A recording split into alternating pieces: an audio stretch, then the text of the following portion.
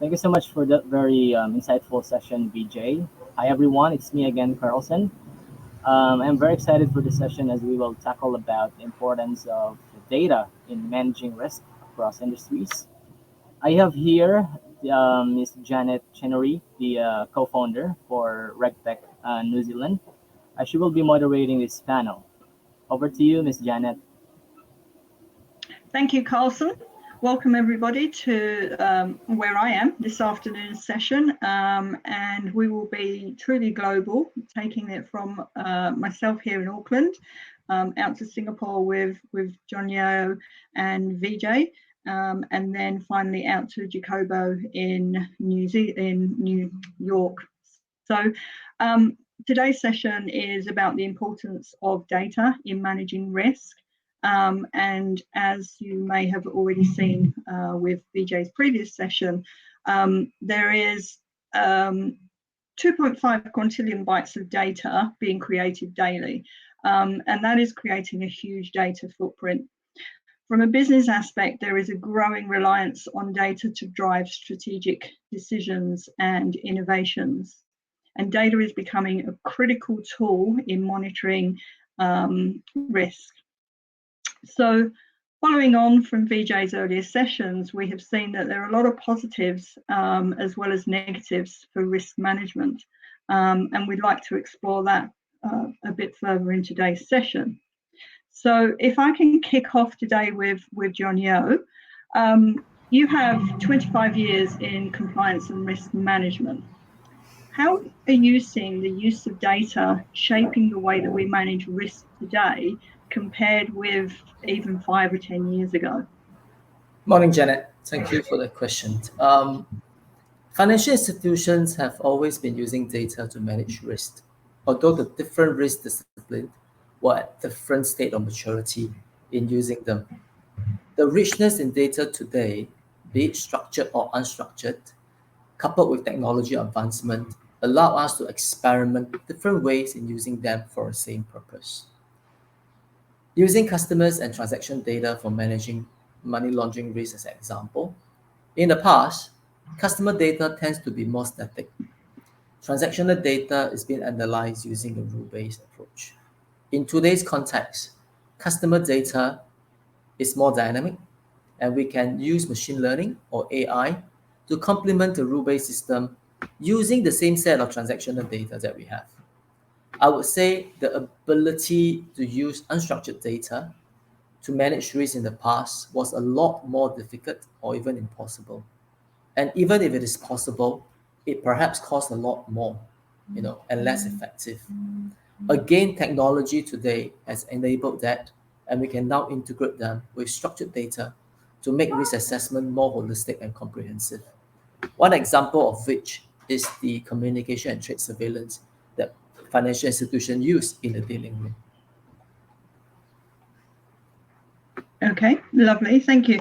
You mentioned there about the emerging technologies such as AI and machine learning and blockchain. These are obviously enabling institutions to develop more integrated and automated solutions. But do we think they also create new risks as well?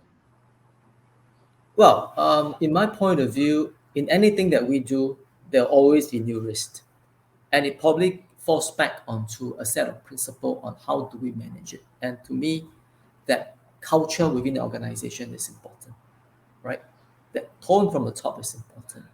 The ability to get everybody aligned to what we believe in using those data, in using those innovation in the right way is important.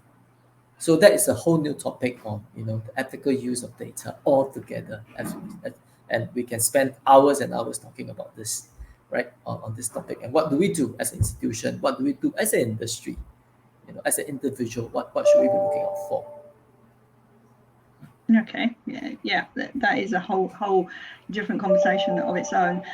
VJ, so if I can just get your views on that subject as well.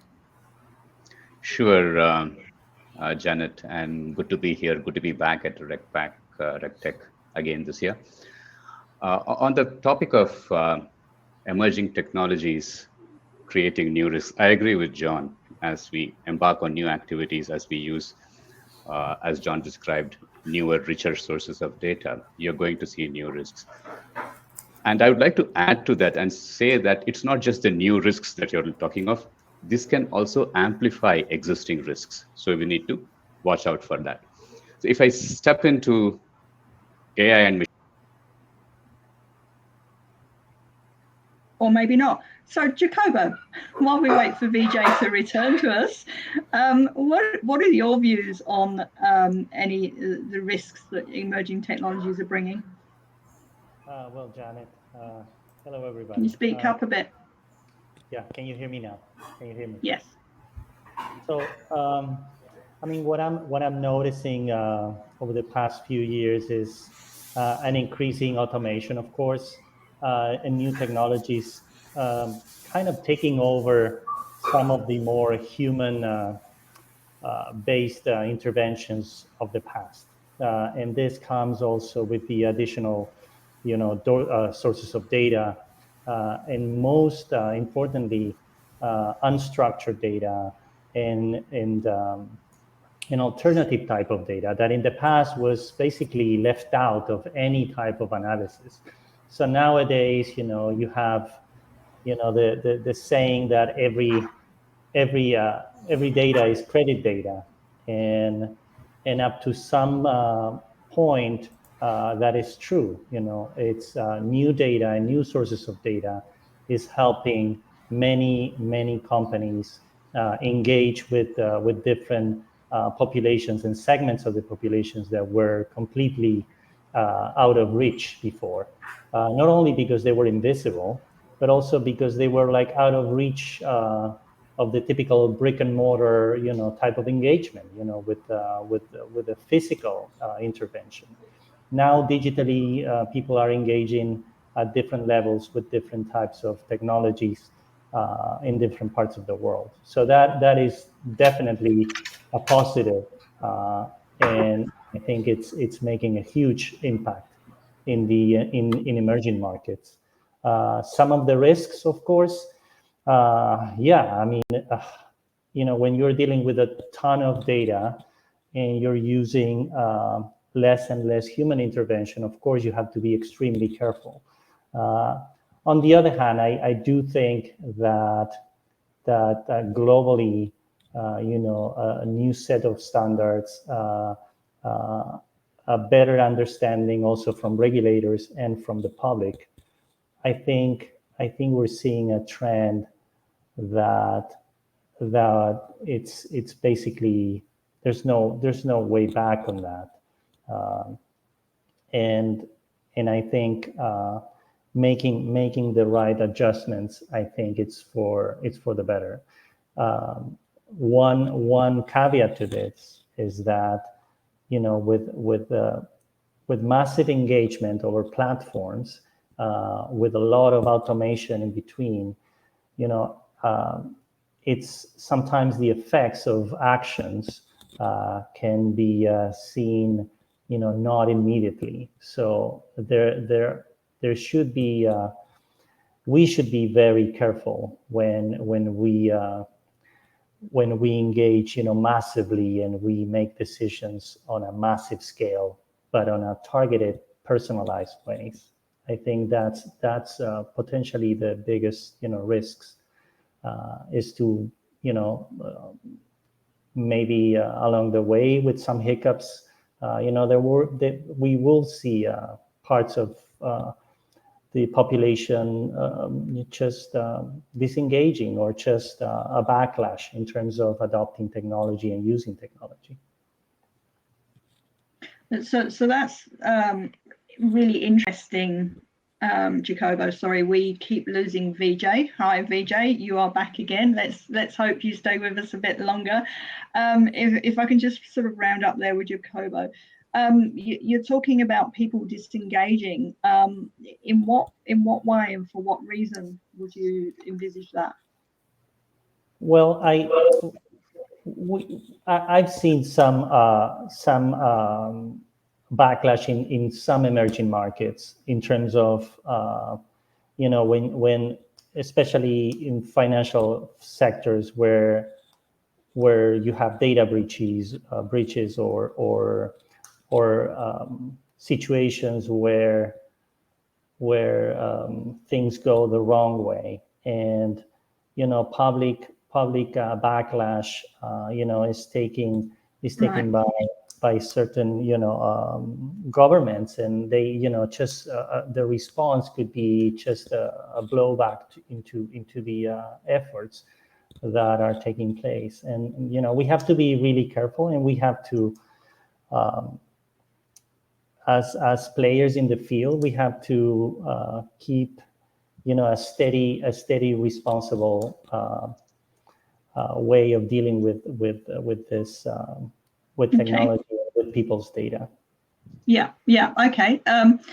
So if I can then sort of, while we've got Vijay with us, hopefully he'll stay with us. Vijay, so in terms of what Jacoba has just said there, about breaches of data and the like, what is your view of how we can use that data better and more wisely when we're trying to manage those kinds of risks? It depends on the kind of risks we are managing, Janet. When you're talking of data breaches itself, there are a couple of areas to factor in. One is the cybersecurity aspects, which is a topic in itself. And the other is managing the impact of data breaches on the people and on the impacted people. And that is where I think we should focus our attention on, because you have specialists looking at cybersecurity, you have specialists who are defending the data in your respective institutions. In terms of managing the impact of people, what are the various impact that could happen from a data breach? One is stolen identity. Another is misuse of information like credit cards, or misuse of access mechanisms to gain entry into your bank accounts and use of the funds there. So from a financial institution perspective, what are the kind of safeguards we can put in place, not just as a preventive measure to prevent these kind of ingresses into our data from an external bit, which, like I said, is a cybersecurity aspect, but a remedial measure. When something goes wrong, how quickly can we act in favor of the customer? How quickly can we resolve that? What's the kind of preventive, not preventive, reactive actions we can take? And we cannot claim that it will never happen. No matter how good your defenses are, there is always going to be a better attack vector coming up tomorrow. There's going to be a smarter hacker coming up tomorrow. It's always a game of catch up. If you look back at some of the more egregious examples of data leak breaches that have happened over the past few years worldwide, in one case, it was I think it was one of the US firms, I forget the name. They actually offered a fresh credit assessment for the impacted people so that they could keep a watch on their credit profile, see if their credit information was being used for new applications and so on. And I thought that was a positive move, because there is a cost associated with monitoring your own credit profile, which this company was willing to pick up, in addition to refunding whatever losses had been incurred by the customers. So I would say, towards managing those risks, you have a preventative aspect and you have a remedial aspect when things actually go wrong. So I hope I've answered that adequately. I missed the early bit of the discussion due to some connectivity issues. Yeah, no, that's really useful, and sort of talking about institutions protecting themselves and their customers' data. So that's pretty much perfect.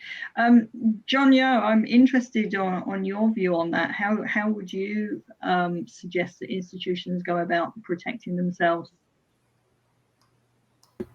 Hi, Janet. I fully agree with what Vijay shared earlier. To me, I think institutions should always adopt a multi-pronged approach. First, prevention, like what Vijay said, ensuring the institution data governance framework, policies, controls are adequately in place to safeguard the data. So, for example, in Singapore, you could actually benchmark your institution's practices against the IMDA standards, right? So, for example, Maybank Singapore is a certified entity under the Data Protection Trustmark Program, where our data governance framework is reviewed and certified by an independent consultant called IMDA. Next, customer education. And to me, that is a very important aspect, right? Institution can put in all the controls to prevent data loss, but our customer must play their part in ensuring and safeguarding their data. So the constant reminder on the do's and don'ts, sharing the latest threat and typologies via different platforms, enhancing their awareness will be one key aspect, and where we could actually chip in. We must then, like what Vijay said, detect quickly to recover and prevent the data loss escalating into something bigger, right? So you again using the recent scam incident, like Vijay said, a lot of threats are coming in. The bad actors are getting smarter. We had rolled out as an industry many additional controls, including introducing friction to certain higher risk transaction types, and institutions will continue to review what is appropriate. At the same time, I think, like I said, the reminding customers and alerting them on the latest typologies is always key, and then able to contain it is very, very important, right? And I believe whatever controls that I put in place as an industry to fight scam, as an example, is paying off dividends. Although we are aware that scammers are sophisticated, they will always come up with new ways of doing it. So it's always a game of who is above the curve, right? Ahead of the curve. And we need to do our part, our customer need to do our part. Very, very interesting. So what interests me there, John, was your view around the controls and the governance of data, and a question to each of you. Just because we can collect reams and reams of data, should we really be collecting reams and reams of data, or should we actually be refining what we collect in the first place? So Jacobo, do you have a view on the quality of data and the quantity of data that we collect? That's a very good question and a tough one. I do think that I am, as a data scientist, I am data thirsty, right? But that doesn't mean that we need to collect all the data or use all the data. As a discovery, I think we all want more data, but I think it's also very important to be able to distinguish in the amount of data that it's available, to distinguish, the signal from the noise, and because there's a huge risk, a liability risk in collecting data from individuals. So, and also making the right connection between the problem you want to solve and the type of data you need. If you lose that and you're just collecting for the sake of collecting, then it becomes a risky situation because of data breaches, and also because because you cannot handle the amount of data. You are relying more and more and more into algorithms to make decisions. So I would say yes to new sources of data. There's a lot of improvements and problems that we can solve with that, with more data and alternative data. But we also need to be careful in how we make those connections between the data that we collect and the problem we need to solve. Excellent. Okay. So just sort of taking that conversation a little step further and touching on something that we mentioned at the beginning of this session, is actually that ethical use of data. So, if we don't need to collect some of that data, let's not do it. Technically we can, as you said there, Jacobo, we can collect the data, but ethically ought we collect the data? So Vijay, can I just sort of pose to you, how do you think risk and compliance teams can best guide technology teams to combine ethical choices and innovation?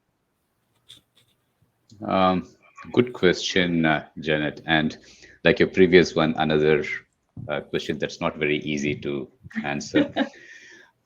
I will go back to a couple of points John made over the last couple of questions. One was around the culture, and another was in the context of data protection around educating and making customers aware of their own responsibilities.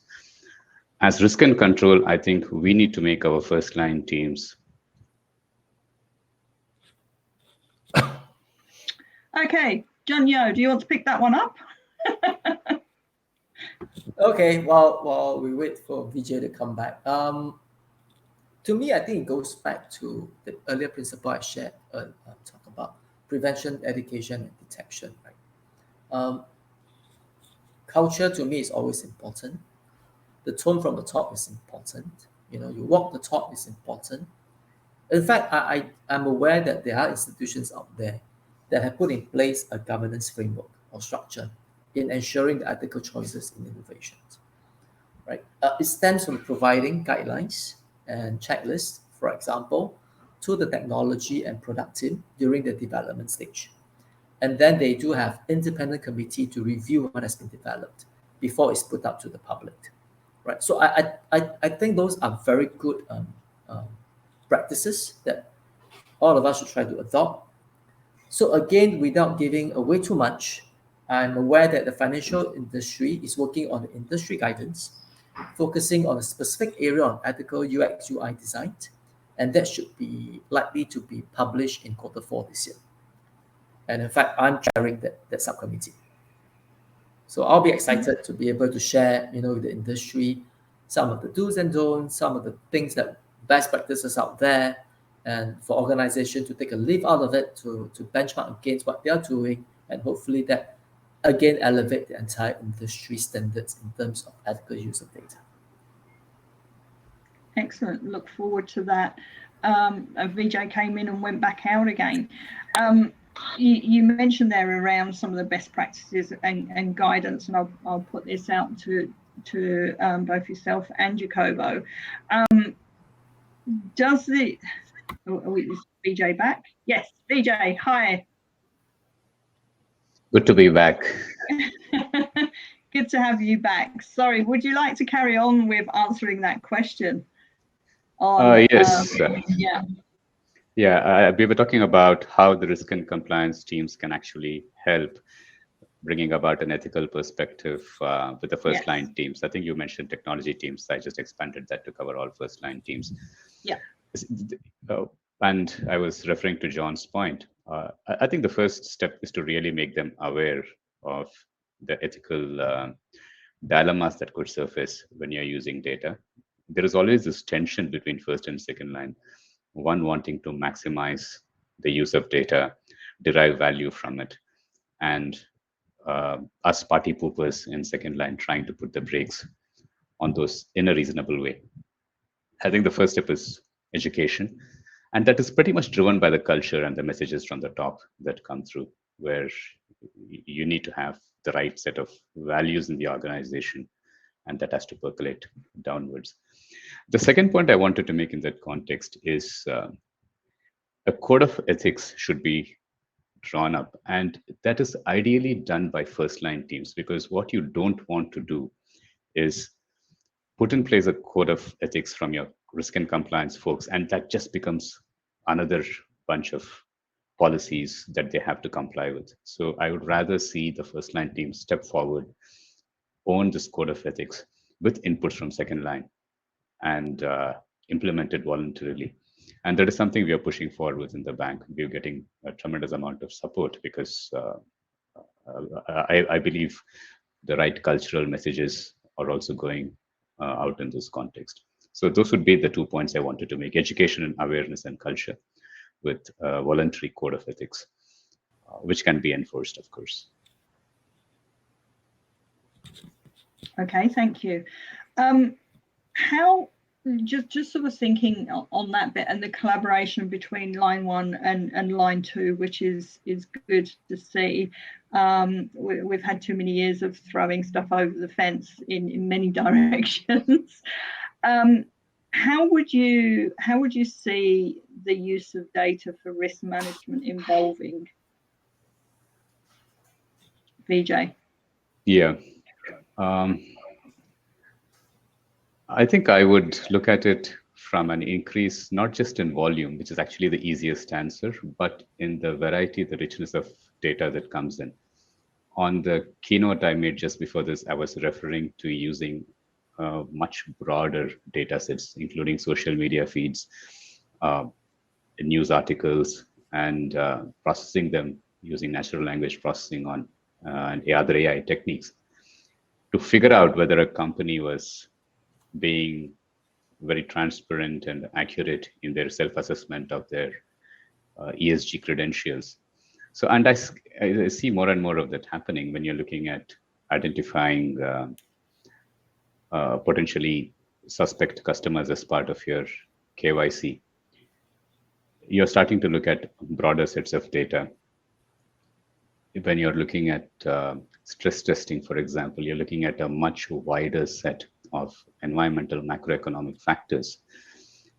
When you're looking at managing your portfolios, both from a preventive and from a proactive perspective, you are looking at getting all sorts of supplementary data, including satellite images around the warehouses and factories of the companies you're interested in to check the kind of movement of goods in and out, especially physical goods. So to me, it's a matter of increasing use of additional alternative data sets with sophisticated techniques, mainly artificial intelligence, overlaid with a lot of human oversight, because we are still figuring out how these things work and whether the insights that we are getting from these techniques are noise or signal. And that requires human expertise. It requires experience, domain knowledge before we can do it.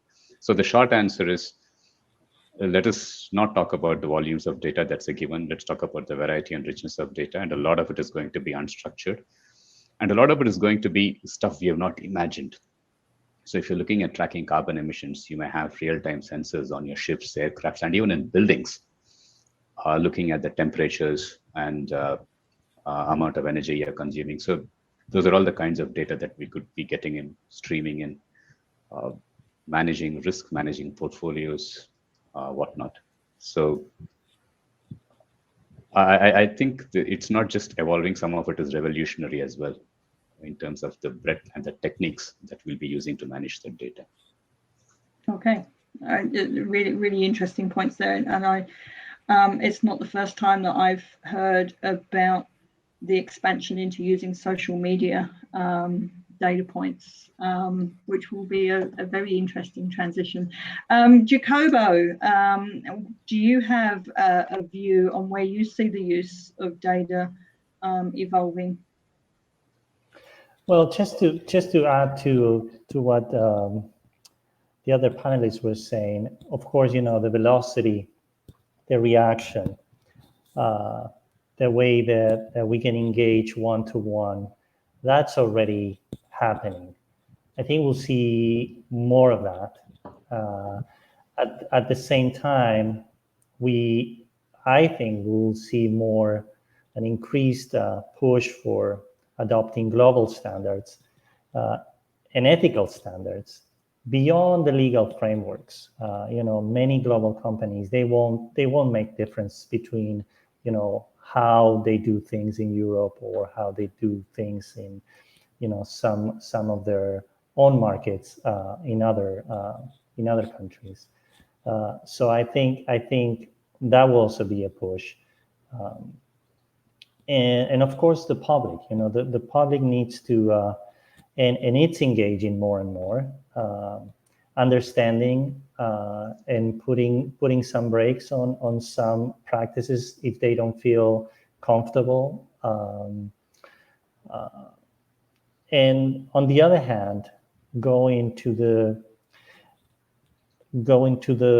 more the expansion of the sources of data, what BJ was saying about the expansion of like data points that you never thought before. I think that it's opening up a whole new set of potential practices and problems to be solved. On the other hand, it's also challenging because we are coming from not long ago from a very structured way of dealing with financial data, and credit bureau data, and data sets, and how they can report, individuals or not, a very structured way, and with more sources of data, you're more and more into a more chaotic environment. So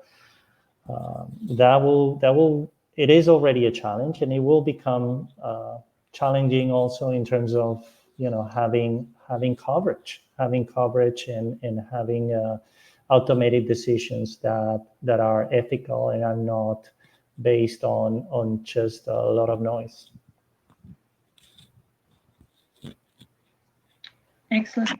So, it's good to see that as much as we've got data and automation, we're not getting rid of humans or retiring ourselves too soon yet.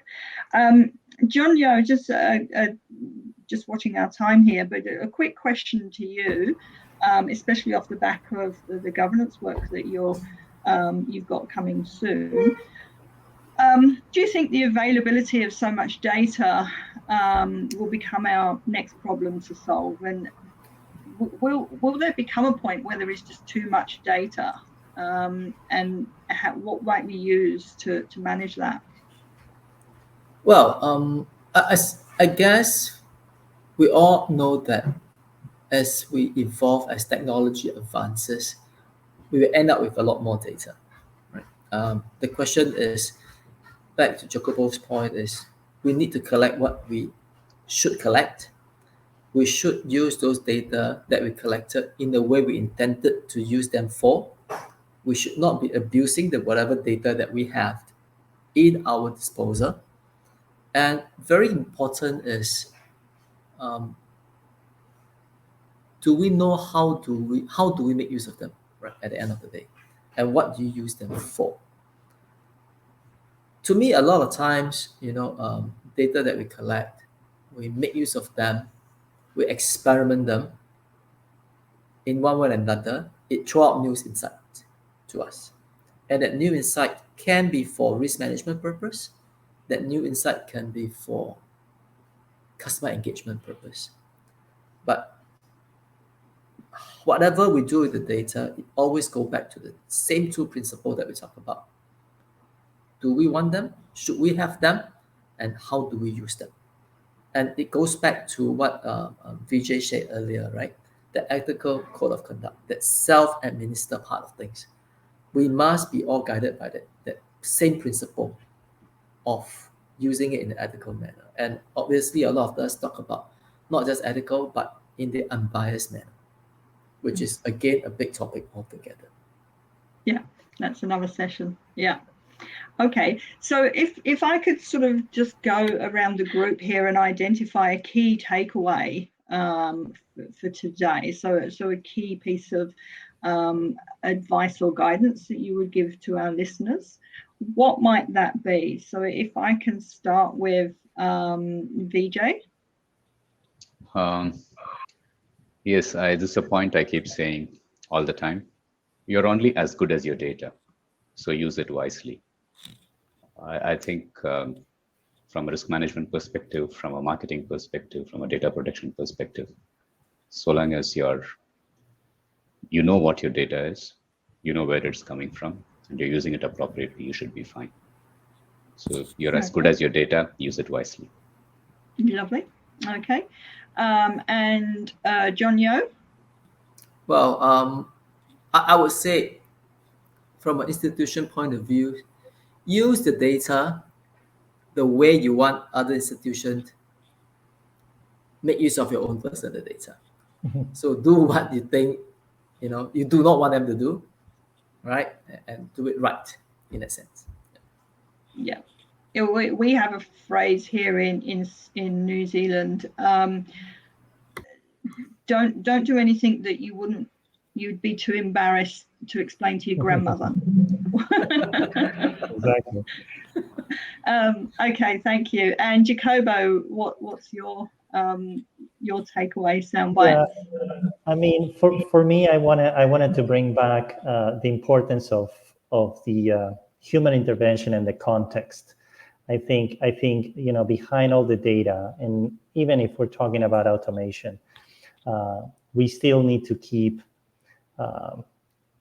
local understanding of the data that you're dealing with. If you lose track of that, then you open up a huge problem for organizations. Not knowing the details and the context of your data becomes an issue. And I really think, and I will really emphasize this, because we're seeing a lot of data teams that are working from across the globe and mining data that they're treating as data points without a lot of knowledge in the context, and that could be a huge source of risk. And risk, at the end of the day, it's about trust, and it's about how your customers and how people see your company and trust you. So we need to be worthy of their trust and knowing what the context of the data that we're mining. I will bring that up to the table. I think that's a very important issue. Yeah, definitely. So we technically should be out of time by now, but Carlson's not coming in to throw us out, so I'll just pop another question out there to the three of you. With the increasing machine learning solutions that are going on, and the ability to sort of keep creating itself, do you think we are at a risk of losing sight of what's actually happening to the data in the code? And I'll put that out for whoever has an answer for that one. Yes. I had a feeling it might be you, Jacobo. Yes. Yeah. Yes. I think so. And that's a problem. I think that's a huge problem. But again, it's. I think it's just a matter of not losing track. Not losing track of the objectives, the culture of the organization, and where you put your trust and your efforts. But yeah, definitely, and bringing the understanding, the context, and the knowledge, local knowledge, and we need to put more efforts into that. Developing local knowledge and expertise. That's a whole other conversation that we can have another time, Jacobo. Right. Thank you very much for your thoughts today. Really appreciate that. So I can see that Carlson is now back in the room and ready to hand over to the next session. Over to you, Carlson. Thank you so much, Amy. I think, so I think that we had a really, really good session here, and I'm really sort of engaged with the final points there, the takeaway points, that we're only as good as our data. We use our data wisely, and keep an understanding of where that data is and how it's being used. And if you can't explain it to your grandmother, you probably shouldn't be doing it. Exactly. Awesome. So I think that's it. Thank you so much for the takeaway messages coming from the panelists and as well to you, Janet, for moderating this session. So indeed, data can pinpoint inefficiencies, threats, errors, uncertainties better than human speculation. So following the session will be a fireside chat to tackle about again facing data overload and how RegTech can come to the rescue. See you there. Back to you, Mona. Thank you so much, Thank everyone. you. Cheers, Thank folks. you. Thank you very much. Bye. Bye. Thank you. Thank you.